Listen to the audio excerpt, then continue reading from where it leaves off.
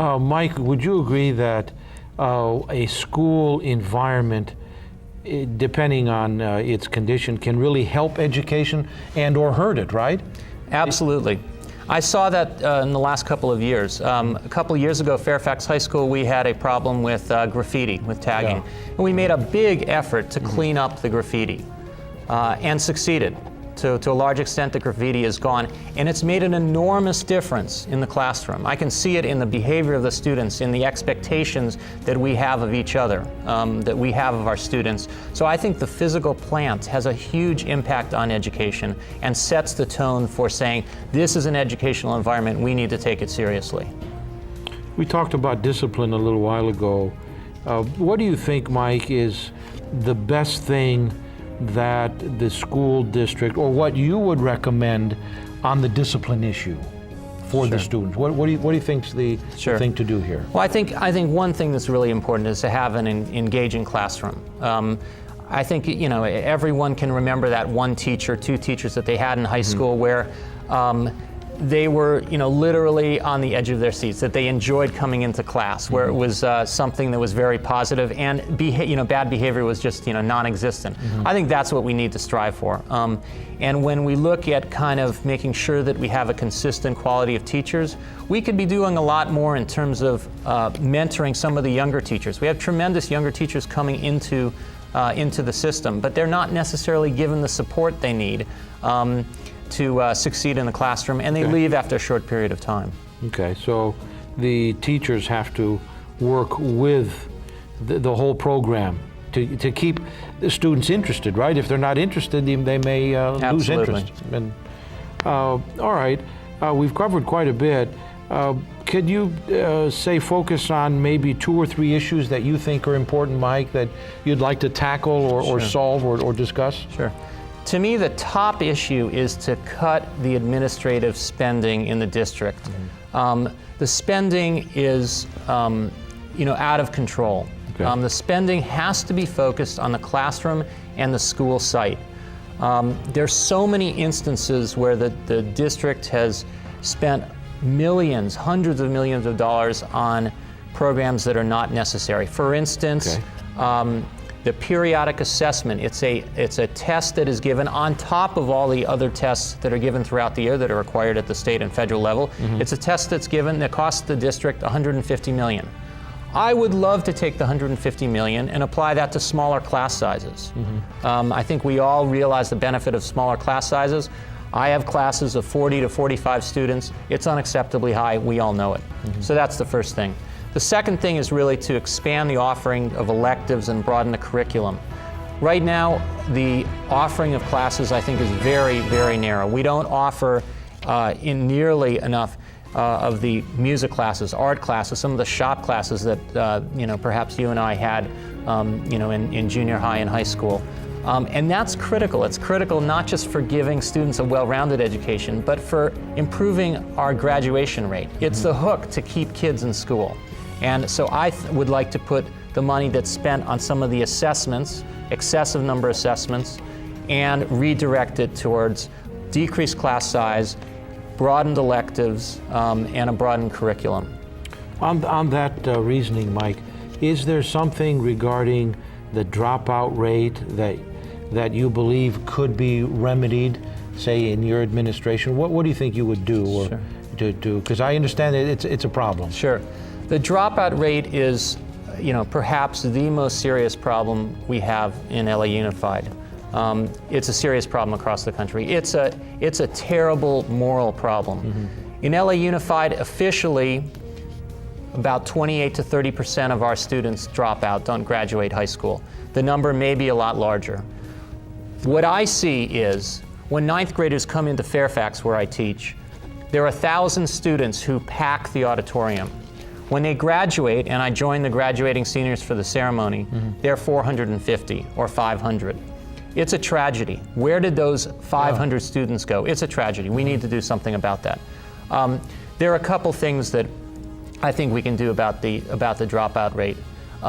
One is to have kind of more intervention programs for students who are troubled and often absent from school. If you're absent, you're unlikely to to succeed and to graduate. So we need to be more aggressive in making sure that students are coming to school. The second thing is, I think that we need to have a hook for students, where students want to come to school, and for different students, there are different things that are the hook. It could be that shop class, it could be the metalworking class, it could be the band after school. Whatever it may be, that's what keeps kids in school, and I think we need to put a lot more emphasis on that, and less emphasis on some of the assessments that are given continuously by the district. We mentioned earlier something about graffiti. Is there an issue of gangs or proclivity of the students to band together to do social harms? Do you think that's an issue now, Mike? And if it is, how do you think you want to approach something like that? I mean, I think it's we in Los Angeles, it's certainly an issue, and it certainly spills over to the schools. I think what each school needs to establish a clear direction so that when students come across the door, they know this is a learning environment, this is an educational environment, and that tone needs to be set from the moment they go through the door. The schools need to be focusing on that and setting the appropriate environment. And I think when you do that, you don't get the broken glass syndrome where one graffiti tag goes up and suddenly you have a huge problem and development of more gang activity. So I think the point is to start it, to attack it clearly and consistently right off the bat. And that goes back to the point we talked about earlier, the requirement of discipline. They have to know that there's going to be a discipline in that environment.